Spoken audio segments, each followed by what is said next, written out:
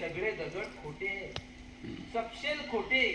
अरे हा, हे असं कधी लक्षातच आलं नाही माझ्या. इतकंच नाही रे जोजो, तर हे जे काही समुद्री तण दिसत आहेत ना, हे सुद्धा खोटेच आहेत रे.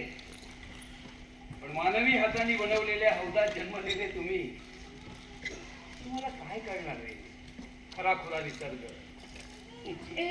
मला खराखुरा निसर्ग असतो तरी कसा.